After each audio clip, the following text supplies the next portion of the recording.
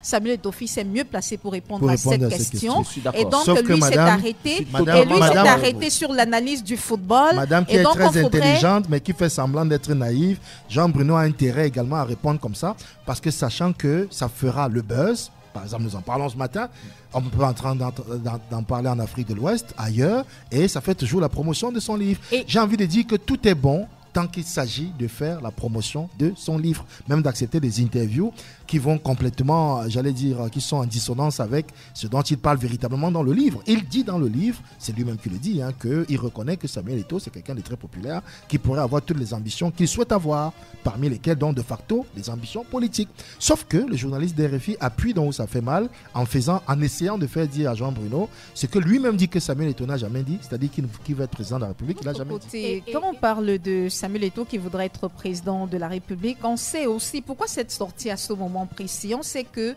lors de la cérémonie du Ballon d'Or camerounais, on a vu une cérémonie à laquelle a participé la première dame du Cameroun et on a entendu le discours du président Samuel Eto'o fils. Le projet, c'est quoi? Est-ce qu'on n'a pas envie, en fait, pour cette image ou ce rapprochement du président de la FECAFO de Samuel Eto'o, de la famille présidentielle, essayer de dire, voilà, faites attention, parce que lui que vous voyez être proche de vous aujourd'hui, il a des ambitions de venir vous remplacer demain plus tard.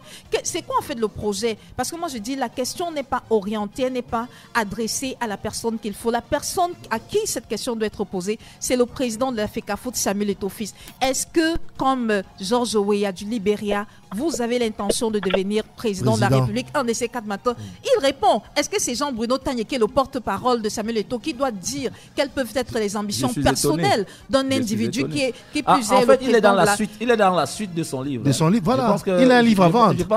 Je pense que c'est même le tome 2 qu'il a déjà commencé à écrire. Le tome 2.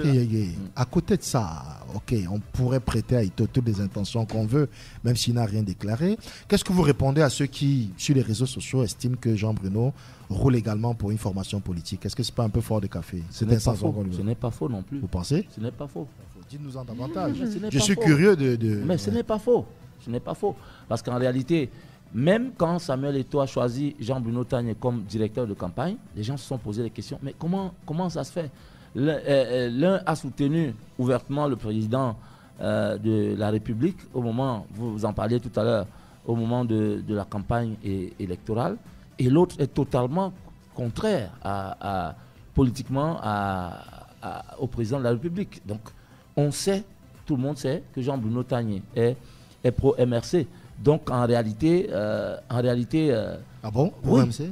Oui, on se posait la question. Il est journaliste, Jean-Bruno Tagné. Et pourtant Samuel Eto'o est allé vers quelqu'un qui est supposé être d'un autre bord politique pour travailler avec lui. Mais étonné d'aucun bord politique affiché. Mais parce que c'est vous-même qui avez dit, il s'est affiché avec le président de la République au moment où...